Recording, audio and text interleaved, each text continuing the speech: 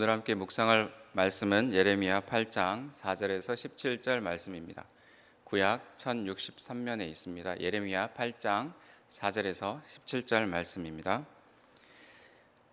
너는 또 그들에게 말하기를 여호와의 말씀에 사람이 엎드려지면 어찌 일어나지 아니하겠으며 사람이 떠나갔으면 어찌 돌아오지 아니하겠느냐. 이 예루살렘 백성이 항상 나를 떠나 물러가면 어찌함이냐. 그들이 거짓을 고집하고 돌아오기를 거절하도다.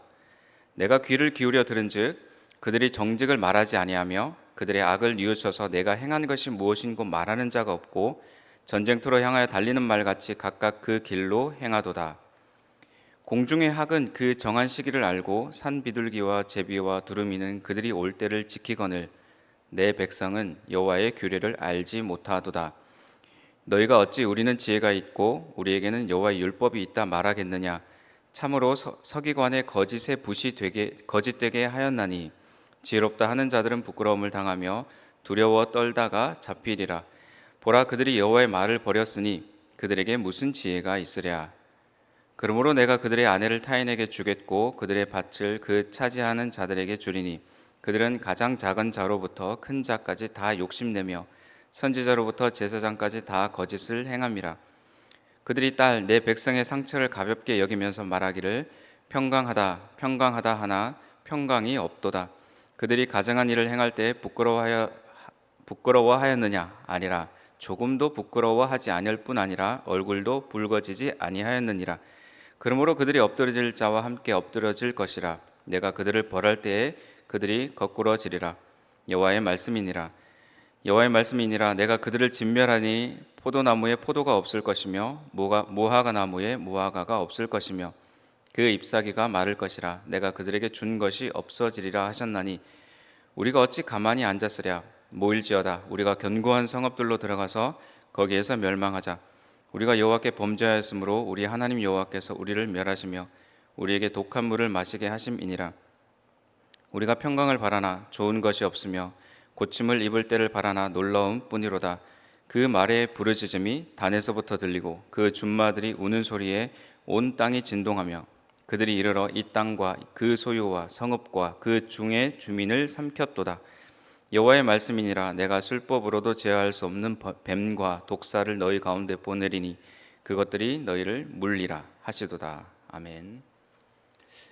최근 미국이 마약으로 인해서 시름을 앓고 있습니다.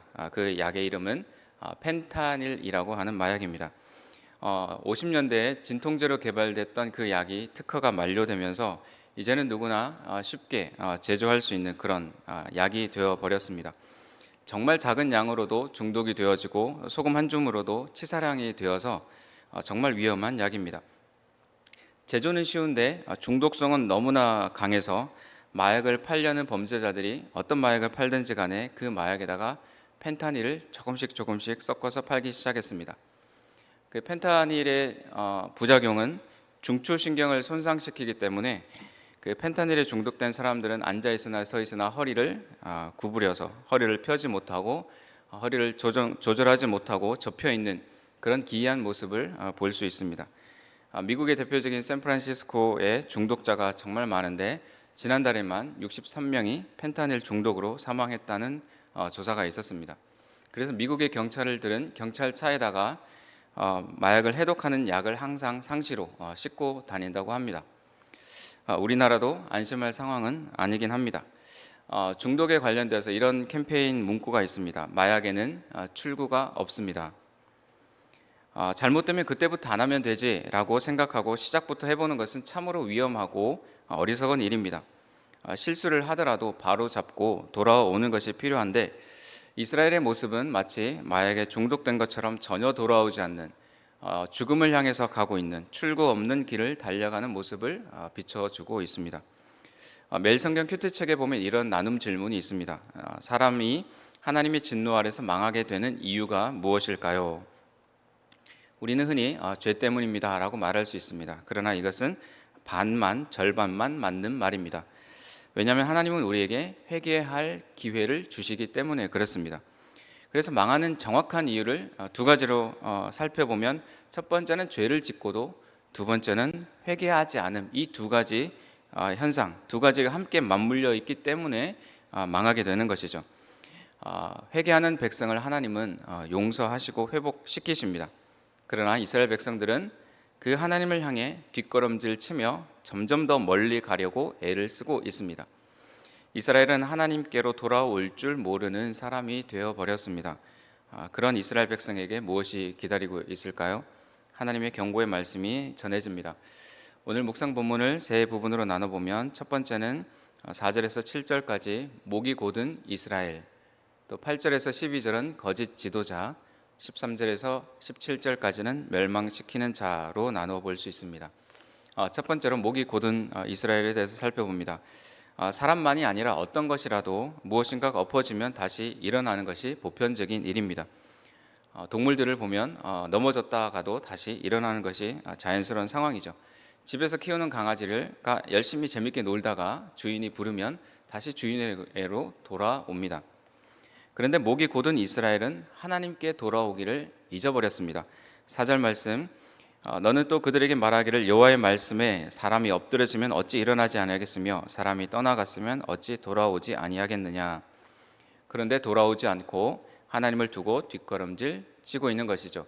5절 말씀 또 이어서 봅니다. 이 예루살렘 백성이 항상 나를 떠나 물러감은 어찌함이냐. 그들이 거짓을 고집하고 돌아오기를 거절하였도다. 돌아오기를 거절하겠다, 돌아가지 않겠다라는 그 고집을 가지고 있는 것이죠. 6절 말씀을 봅니다. 내가 귀를 기울여 들은즉 그들이 정직을 말하지 아니하며 그들의 악을 뉘우쳐서 내가 행한 것이 무엇인고 말하는 자가 없고 전쟁터로 향하여 달리는 말같이 각각 그 길로 행하도다. 죽음을 향해서 내달리고 있는 이스라엘입니다. 자신이 어떠한 잘못을 저지르고 있는지 자신의 잘못을 이야기하는 사람이 없습니다. 귀를 기울여 들어보아도 그런 소리가 들리지 않는다는 것이죠. 상처를 받은 사람은 없는데, 상처를 받은 사람은 많은데 상처를 줬다는 사람은 적은 그런 아이러니한 상황들이 있는데, 잘못을 잘못했다라고 고백하는 사람이 없는 것이죠. 어찌 보면 아무도 보낸 사람은 없는데 집 앞에 상처라는 택배가 도착해 있는 그런 이상한 상황입니다. 자기 자신을 피해자로만 여길 뿐 진실한 뉘우침을 느끼는, 뉘우침을 고백하는 그 소리가 들리지 않는 상황입니다. 7절 말씀에 공중의 학은 그 정한 시기를 알고 산 비둘기와 제비와 두루미는 그들이 올 때를 지키거늘 내 백성은 여호와의 규례를 알지 못하도다. 새들이 계절을 따라서 수천 킬로미터를 이동하면서도 정확히 어디를 가야 하는지, 언제 가야 하는지 알도록 하나님이 창조하셨습니다. 그런데 하나님의 형상을 닮은 존재로 지어진 이 사람이 동물보다 나은 것이 없는 모습이 되었습니다. 마치 영혼의 나침반을 잃어버린 사람들처럼 하나님의 말씀을 알지 못하고 있는 것이죠. 이스라엘 백성들은 목에 깁스를 한 것처럼 잘못한 것이 없다는 태도를 취하고 있습니다. 목이 곧다라는 표현은 고집이 세다라는 표현입니다. 하나님께 가까이 가기를 고집스럽게 거부하고 있습니다. 우리에게 적용을 해볼 때 하나님께 내려놓지 않고 내가 끝까지 가지고 가고 있는 고집스러움, 그 목이 곧음은 무엇일까 생각해 보기를 원합니다. 8절에서 12절은 거짓 지도자들을 고발하고 있는 내용입니다. 그들은 거짓을 말해서라도 자신의 이익이 보장된다면 그 부실하는 도구와 힘을 남용을 했습니다. 8절 말씀에 너희가 어찌 우리는 지혜가 있고 우리에게는 여호와의 율법이 있다 말하겠느냐. 참으로 서기관의 거짓의 붓이 거짓되게 하였나니. 여호와의 말을 버렸지만 지혜를 가지고 있다는 착각을 거짓 지도자들이 가지고 있었습니다. 9절 말씀에 지혜롭다 하는 자들은 부끄러움을 당하며 두려워 떨다가 잡히리라. 보라, 그들이 여호와의 말을 버렸으니 그들에게 무슨 지혜가 있으랴. 거짓 지도자들이 평강을 말하지만 실제로는 평강이 없습니다. 성도들이 하나님의 말씀을 가지고 오늘을 잘 살아야 미래가 건강한데 괜찮다라고 말하면서 미래를 위험에 빠뜨리고 있는 것이죠. 비 오는 날 콘크리트를 타설하면 오늘은 편할지 모르나 그것은 오늘의 편함을 담보로 미래를 위험으로 내모는 일입니다. 비 오는 날 타설을 해도 괜찮다라고 말을 한다고 하더라도 실제로 그것은 괜찮을 수 없는 일인 것입니다.